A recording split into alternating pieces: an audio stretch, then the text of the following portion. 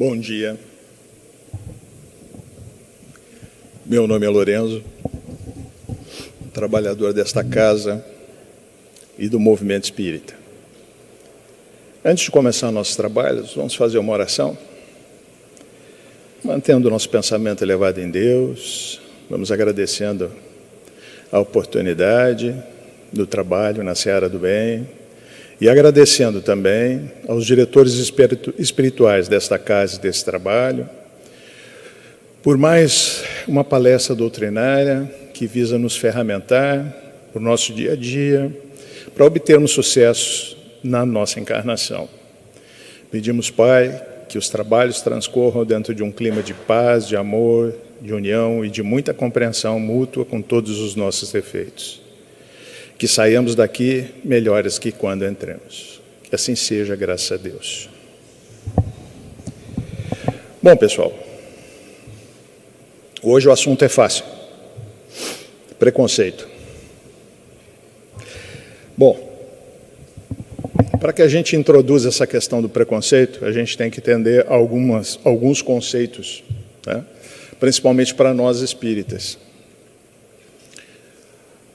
A espiritualidade diz que a gente está numa jornada, né, do átomo ao arcanjo, ou seja, fomos criados um átomo simples, ignorante, mas já com espírito ainda incipiente, né, feito por Deus para amealhar experiências ao longo do caminho para que a gente pudesse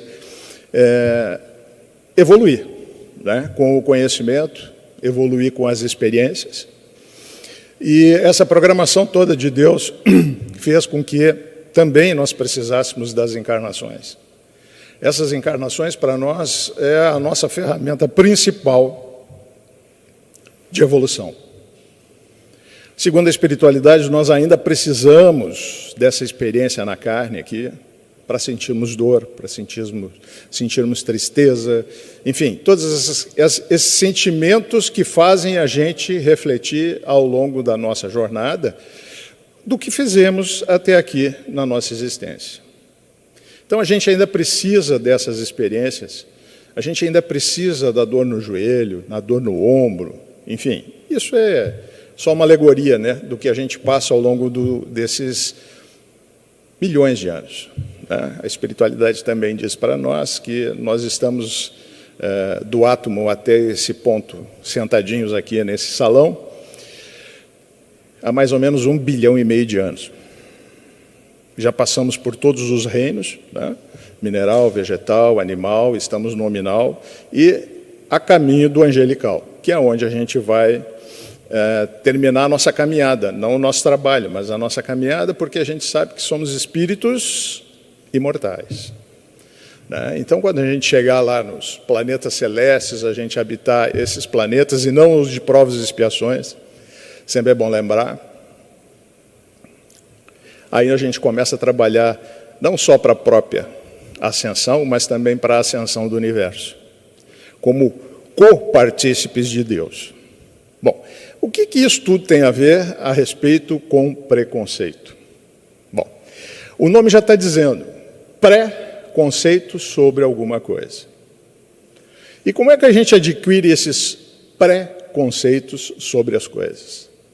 Vivendo, né?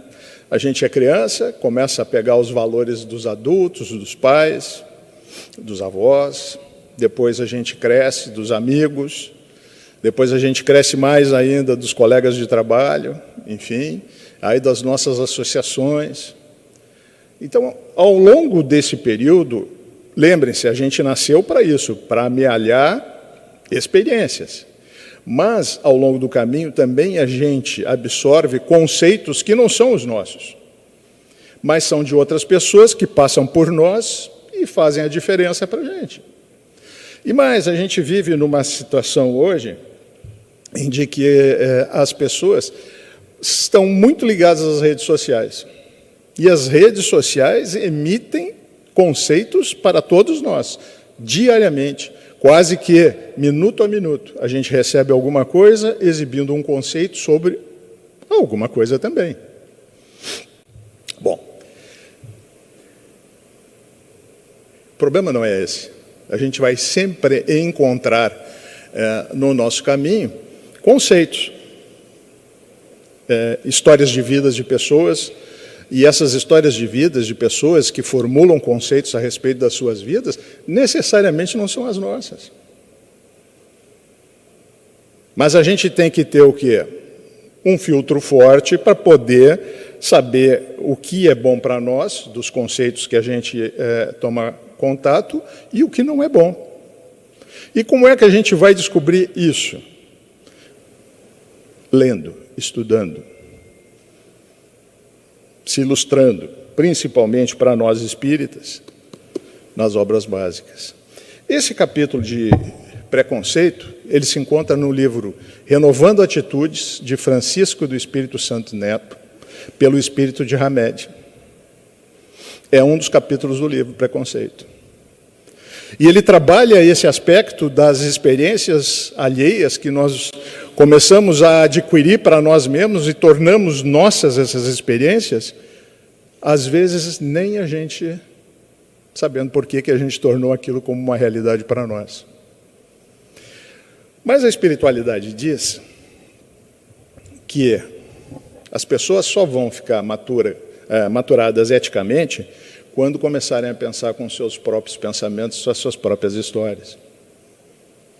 Então, essa questão do filtro é fundamental para que a gente, ao longo da nossa existência, a gente adquira ou descarte conceitos sobre as coisas.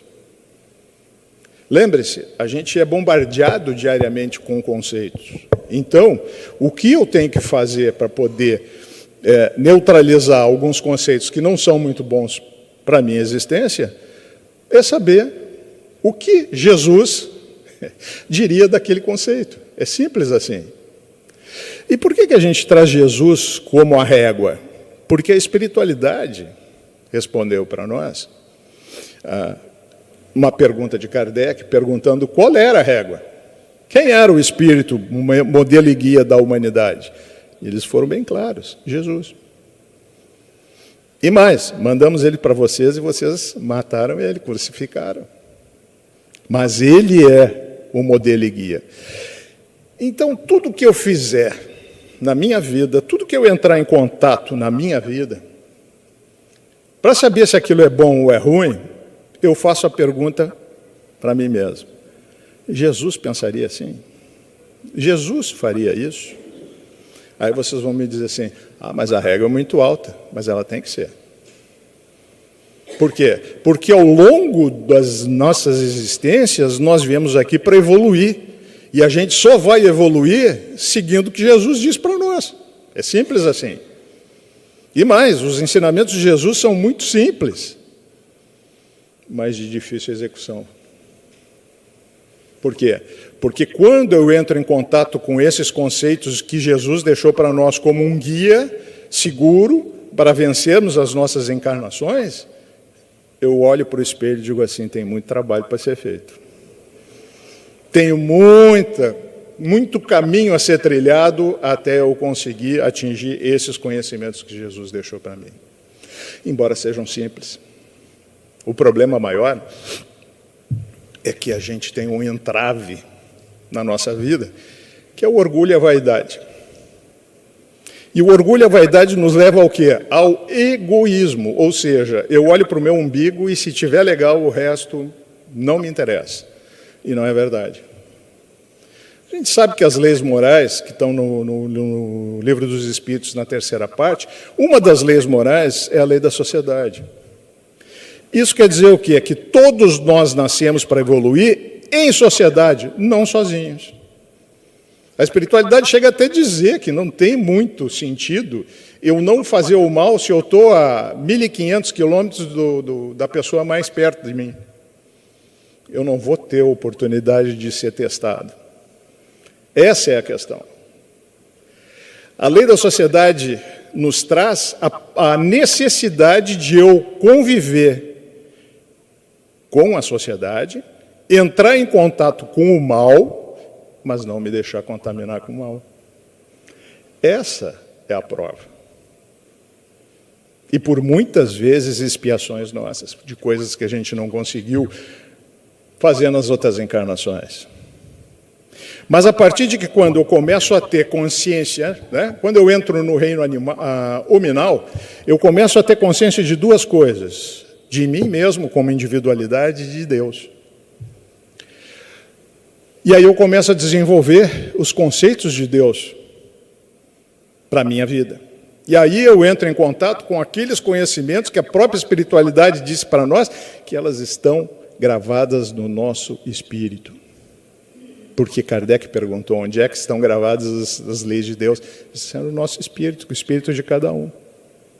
Então, quando eu vou decidir por fazer o bem ou o mal, eu tenho já um equipamento dentro de mim que já pode me dizer se eu estou fazendo bem ou mal. Porque isso eu já trago dentro de mim. Então, todos nós que vamos decidir fazer alguma coisa, devemos ter a ideia de bem e de mal. Mas se mesmo assim a gente não conseguir acessar esses arquivos, o Evangelho é bem simples em dizer que quando eu tiver em dúvida sobre o bem e o mal, eu me lembro da definição de bem e mal do Evangelho, que é super simples e muito fácil de entender. Eles dizem que bem é tudo aquilo que a gente pensa, faz e sente que nos aproximam das leis de Deus. E mal é tudo aquilo que a gente pensa, sente e faz que nos afastam das leis de Deus. Mas, vejam bem, nesses conhecimentos que a espiritualidade nos deixou, eles sempre disseram o seguinte, é bom vocês pensarem o que vão fazer antes de fazer. Nem sempre é possível, às vezes não, às vezes a gente é muito impulsivo nas nossas decisões. Mas eles dizem que quanto mais a gente raciocinar nas encruzilhadas que a vida vai colocar na nossa vida, na nossa frente, mais fácil vai ser eu não errar. E quanto menos acúmulos, aí a gente faz uma balança. A encarnação é uma balança, bem e mal. E ao final da nossa existência, e todos nós vamos findar essa existência, né? Não a do nosso espírito, mas essa existência, no final o que vai valer vai ser essa balança. A quantidade de mal que eu fiz e a quantidade de bem que eu fiz. Porque quando a gente desencarnar, eles não vão perguntar para nós quantas palestras doutrinárias a gente assistiu, quantos litros de água fluida a gente tomou, quantos passes a gente tomou. Eles não vão perguntar isso aí, não. Eles vão perguntar o seguinte, o que de bom tu fizeste com a oportunidade que nós te demos? O que de bom tu fizeste, ou seja, a ação de fazer. Não é deixar de fazer o mal. Eu não posso chegar e dizer para a minha consciência, bom, eu não fiz o mal. Aí a minha consciência pergunta para mim, tá, mas te deram uma oportunidade para tu te melhorar como ser humano e tu não conseguiste fazer o bem. Que decepção a gente vai ter conosco mesmo se ao final a gente enfrentar esse dilema de que a gente não aproveitou as oportunidades da encarnação e a gente tem que entender que isso é uma alavanca de evolução espiritual e individual. Cada existência nossa é um tesouro que Deus está nos dando, uma oportunidade que Deus está nos dando de fazer diferente do que a gente fez ontem. E por que isso é importante? Porque eu tenho que ter consciência.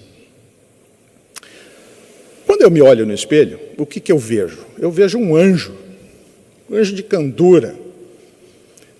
Mas aí eu me lembro da seguinte forma, eu estou encarnado num planeta de provas e expiações. E se eu estou encarnado num planeta de provas e expiações, isso quer dizer que eu deixei muita coisa para trás. Muita coisa que eu deveria ter feito, não fiz. Muita coisa que eu deveria ter feito já nessa encarnação que eu estou vivendo, ainda não fiz. E aí eu tenho a concepção de que se eu estou encarnado nesse planeta aqui de provas e expiações, que não é o melhor planeta para se reencarnar, é porque alguma coisa eu tenho. Agora, interessa para nós saber o que nós deixamos para trás? Não. Interessa sim é o que vem daqui para frente.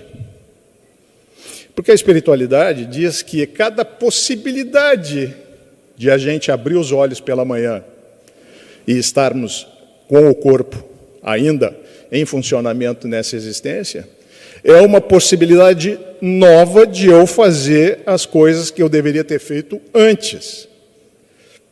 Lembrando que tudo que eu fiz até agora me trouxe a um planeta de provas e expiações. Mas será que é isso que eu quero? Será que é o que eu quero reencarnar num planeta de provas e expiações? Que não vai ser mais esse, que ele já está em transição planetária para um planeta em regeneração? Ou eu pretendo aprender as lições, aplicar e evoluir como ser humano e como espírito? Encruzilhadas, escolhas. Vejam que todos os dias, quando a gente abre os olhos pela manhã e está vivo na carne, vai ser sempre uma encruzilhada na nossa vida. O que eu vou fazer hoje? Como eu vou poder... Gente, eu venho aqui para me melhorar como ser humano. Então, a primeira coisa que eu tenho que fazer de manhã é bolar um plano para me melhorar como ser humano. Não importa como. E depois tentar ajudar o mundo a ser um lugar melhor para se viver. Ajudar na transição planetária a um planeta em regeneração. Mas essa caminhada é tão individual que eu não posso dizer para vocês o que vocês têm que fazer. E nem tenho essa pretensão de dizer para vocês o que vocês têm que fazer. Para que eu fizesse isso, eu deveria ser melhor do que eu sou, e eu não sou. Eu sou um ser humano ainda em evolução, habitante de um planeta de provas e expiações. Mas a espiritualidade diz também que a caminhada é individual. E essa descoberta é individual. Porque quando a gente descobre os ensinamentos de Cristo aqui, e a gente começa a aplicar na nossa vida, a gente começa a ser visto de uma maneira diferente. Por quê? Porque a gente não se deixa mais contaminar pela sociedade, pelas coisas ruins que a sociedade nos traz. Ela traz muita coisa boa também, mas traz coisas muito ruins. Mas quando eu não consigo mais acompanhar esse lado negativo da sociedade e resolvo para mim mesmo, quando eu abro os olhos pela manhã, que eu vou ser uma pessoa diferente, minha vida muda.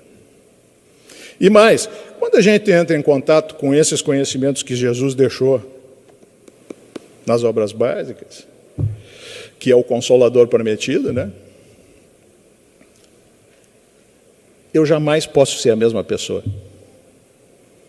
Literalmente, eu tenho que me movimentar da minha zona de conforto.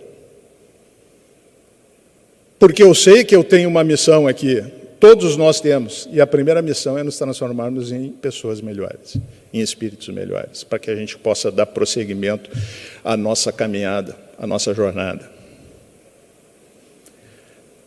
Mas para que eu faça isso, primeiro eu tenho que botar esses conhecimentos na nossa vida, no nosso cotidiano, né?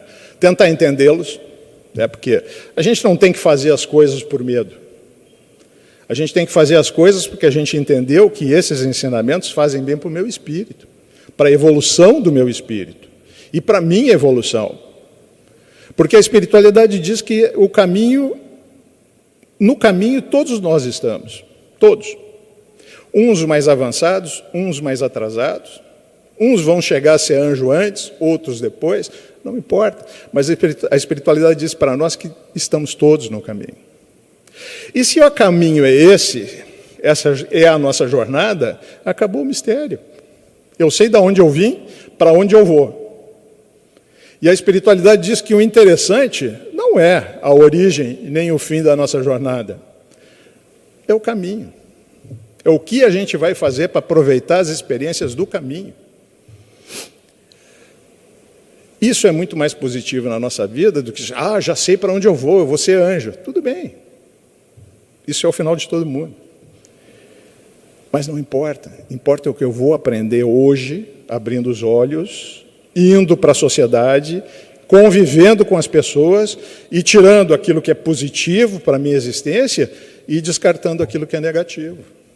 Mas para que eu faça isso, eu tenho que ter um lastro de conhecimento para que eu possa fazer essa análise. Porque eu não posso deixar na mão de terceiros essa análise, como era feito há muito antigamente, que todos nós deixávamos na mão dos sacerdotes, seja de quem for, que tinham mais conhecimento do que a gente, o nosso bem. E muitas vezes não fizeram essas escolhas para nós muito bem. Mas Jesus traz uma outra concepção de salvação. Não são os outros que têm que me salvar. Sou eu que tenho que me salvar. E a responsabilidade da minha existência não é de ninguém. Eu não posso botar a culpa em ninguém pelas minhas decisões. É isso que o Espiritismo nos ensina. E é isso que eu acho fantástico a respeito do Espiritismo. Ele não passa a mão por cima de ninguém. Nós somos o que somos e o que decidimos fazer. E como diria Chico Xavier, o plantio é opcional, mas a colheita é obrigatória. Ou seja, eu não preciso plantar, mas quando planto, eu vou colher aquilo que eu plantei, seja de bom ou de ruim. Mas também, se eu não plantar, a minha vida vai ficar estagnada. Andar para trás não vai, porque a espiritualidade diz que ninguém anda para trás, mas vai ficar estagnada. Essa jornada vai ser obstaculizada. E é tudo que nós não queremos, né? Porque vida é ação. Encarnação é ação. Ou seja, nós não viemos aqui para ficar parados em casa vendo televisão. A gente reencarnou aqui para fazer essa roda do bem girar na nossa vida. E se eu puder fazer essa roda do bem girar na minha vida e atingir as pessoas que estão na minha volta, os meus amigos, os meus colegas de trabalho, os meus inimigos, se eu conseguir fazer essa roda do bem atingir todo mundo, já vou ter ganhado minha encarnação. Então, gente, os preconceitos, elas servem para uma coisa, para nos atrasar a nossa caminhada. Por quê? Porque eu não parei para pensar naquilo que eu estou vendo. Eu já usei um preconceito meu antigo. Ou seja, aquela situação que eu estou enxergando ali pode ser bem diferente daquela que eu acho que é. Mas para que eu faça isso, eu tenho que aplicar o meu conhecimento. Nesse livro e nesse capítulo de preconceito, o autor traz para nós uma passagem de Jesus que a respeito de Zaqueu. Não sei se vocês já ouviram falar sobre essa passagem. Zaqueu era um publicano. Você sabe quem que é publicano? Publicano é o sujeito que cobra impostos para o Império Romano. Ele já era mal visto por causa disso, só que mais, ele era o chefe dos publicanos, ou seja, muito mais mal visto do que um simples publicano. Ele era um sujeito de baixa estatura, morava em Jericó, e um dia Jesus com seus apóstolos foram pregar em Jericó. Entraram na cidade e o Zaqueu tinha muita curiosidade de conhecer Jesus. Embora seja muito mal afamado, as pessoas odiavam ele porque ele tirava dinheiro das pessoas, enfim. E aí o que ele fez? Como ele era de baixa estatura, ele subiu numa figueira para ver Jesus passar. Quando Jesus está passando, olha para cima, vê aquela criatura em cima dos galhos e diz para ele: Zaqueu, te apressa em descer daí, porque hoje nós vamos ficar na tua casa. Aí começou aquele zum, zum, zum na volta dele.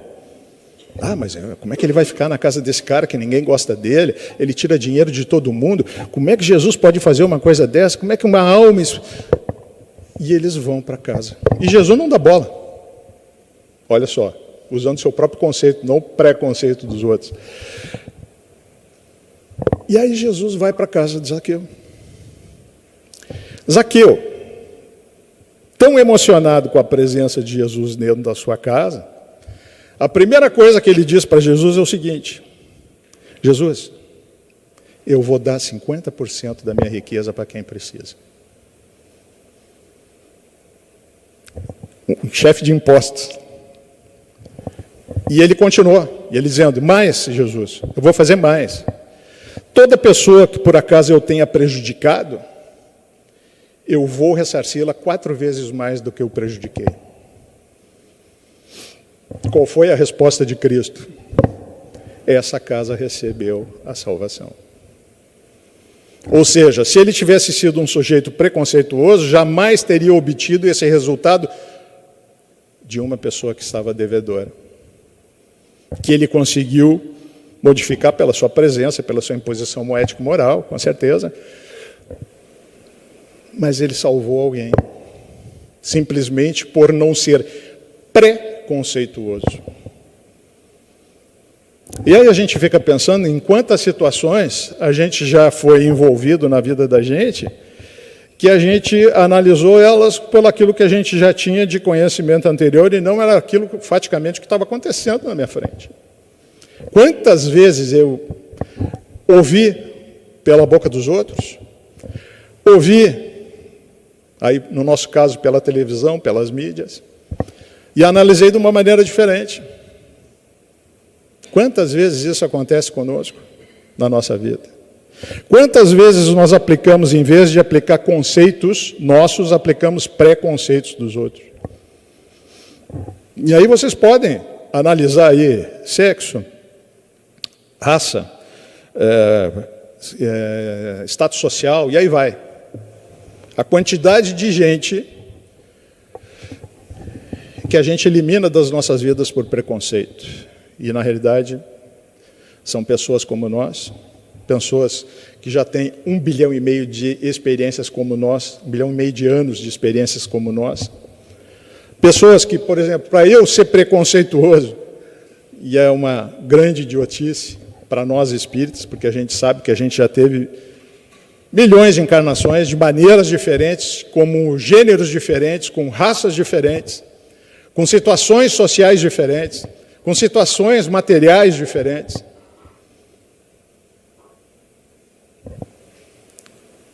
Como é que eu vou ter preconceito de mim mesmo? Porque eu já passei por isso, já fui isso.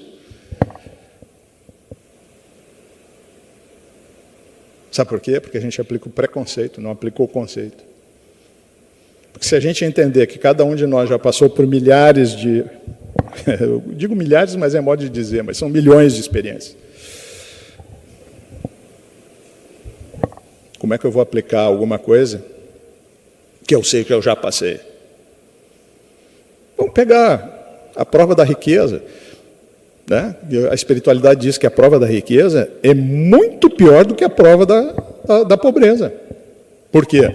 Porque eles dizem que a riqueza nos afasta das leis de Deus e a pobreza nos aproxima das leis de Deus, que as pessoas oram mais, pedem mais ajuda do alto.